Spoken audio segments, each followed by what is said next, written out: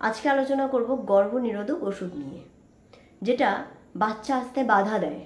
এটা একটা ইনজেকশন, সেটা অন্তরা ইনজেকশন। এই অন্তরা ইনজেকশন সম্পর্কে আজকে সব কিছু বলবো। অনেকেই অন্তরা ইনজেকশনের নাম শুনেছেন। অন্তরা ইনজেকশন কারা নিতে পারবেন, কোন মায়েরা অন্তরা ইনজেকশন নিতে পারবেন, কারা নিতে পারবেন না, কিভাবে নিতে হয়, কখন নিতে হয়, এই সব কিছু নিয়ে আজকে আলোচনা করব। তাহলে ভিডিওটা সকলকে দেখার অনুরোধ রইল। মহিলারা গর্ভনিরোধক বড়ি বা ওষুধ খেয়ে থাকেন। ওটা কি করে খেতে হয় না, ওটা প্রতিদিন খেতে হয়, 21 দিন ধরে খেতে হয়, এরকম করে মাসিকের 1 নম্বর দিন থেকে। ওটা আমরা জানি, সুবিধা আছে, ছায়া আছে, মালাডি আছে, এগুলো সম্পর্কে আমরা জানি। কিন্তু আজকাল এই ইনজেকশন যেটা বলছি, অন্তরে ইনজেকশন, এই ইনজেকশনটা প্রচুর লোকে নিয়ে থাকে। ইনফ্যাক্ট সরকারি হসপিটালে এই ইনজেকশন প্রত্যেক জায়গায় দেওয়া হয়ে থাকে। হেলথ সেন্টারে ইনজেকশন দেওয়া হয়, কারণ এই ইনজেকশনের অনেক সুবিধা আছে। সেই সব কিছু নিয়ে আজকে আলোচনা করব।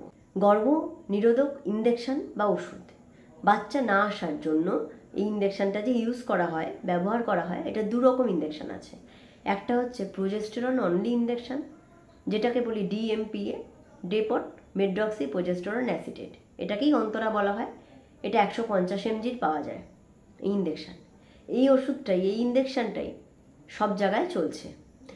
কেন এই ইনজেকশনটা এত লোকে ইউজ করছে? প্রথম কথা হচ্ছে এটা কিভাবে কাজ করে। এটার মধ্যে রয়েছে প্রোজেস্টেরন, যেটা বাচ্চা আসতে বাধা দিচ্ছে। কিভাবে বাধা দিচ্ছে?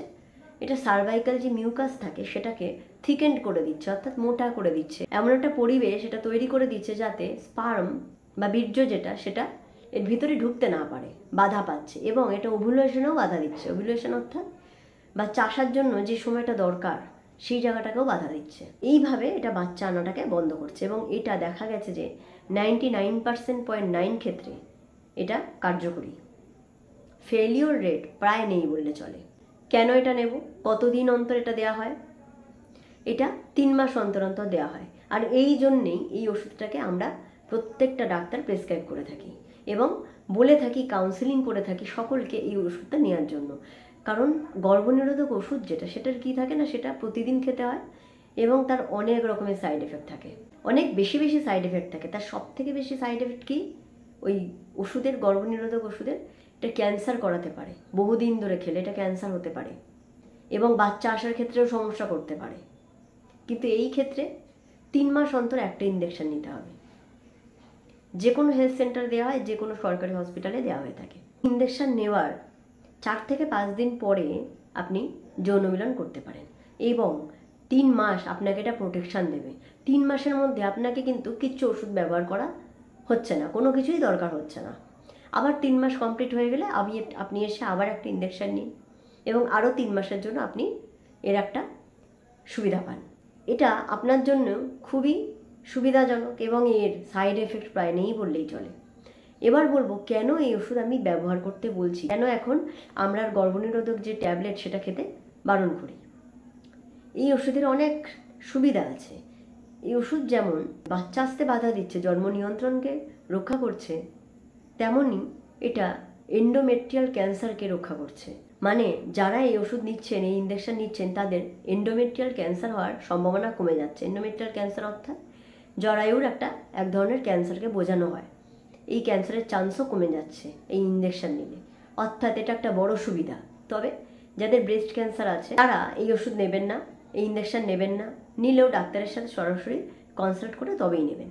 এছাড়া এই ওষুধ যে কোনো ধরনের, যে কোনো বয়সের মহিলা নিতে পারেন। মানে যে কোনো মেডিকেল কন্ডিশনেও যে কোনো মহিলা এই ওষুধ, এই ইনজেকশন নেওয়া যেতে পারে। এবার প্রশ্ন হচ্ছে, যেটা অনেকেই ভাবেন যে বাচ্চা নিতে গেলে কি করব, তখন তো আর বাচ্চা আসবে না, আমি ইনজেকশন নিয়ে নিয়েছি। না, যারা বাচ্চা চাইছেন তারা এই ইনজেকশন বন্ধ করার 6 থেকে 9 মাসের মধ্যে প্রেগনেন্ট হতে পারেন, মিনিমাম 6 মাস। তারপরেই কিন্তু নিজে থেকেই আপনি এই ওষুধ বন্ধ করে দেবেন। ইনজেকশন বন্ধ করে দেওয়ার 6 থেকে 9 মাস পরে আপনি প্রেগনেন্সি নিতে পারেন, এতে আপনার কোনো সমস্যা নেই। এটা নিলে মাসিকের সমস্যা হতে পারে, মাসিক বন্ধ থাকতে পারে, তবে এটা ভয়ের কোনো কারণ নয়। এই ওষুধ নেওয়া স্টার্ট করলে, এই ইনজেকশন নেওয়া স্টার্ট করলে মাসিক আপনার বন্ধ থাকতে পারে, মাসিক নাও হতে পারে। তো সেটা নিয়ে আপনার ঘাবড়ানোর বা টেনশনের কোনো কারণ নেই। এর মানে এ নয় যে আপনার বাচ্চা চলে আসছে। আপনাকে প্রথমে এই জিনিসটা বুঝতে হবে যে এই ইনজেকশন পুরোপুরি সেফ। আমরা ডাক্তাররা এটা বুঝেই প্রেসক্রাইব করে থাকি। নিশ্চিন্তে এই ইঞ্জেকশন নিন এবং আপনার সুবিধা আপনি ভোগ করুন। 3 মাসের মধ্যে আপনার কোনো রকমের টেনশন বা চিন্তার কোনো কারণ নেই।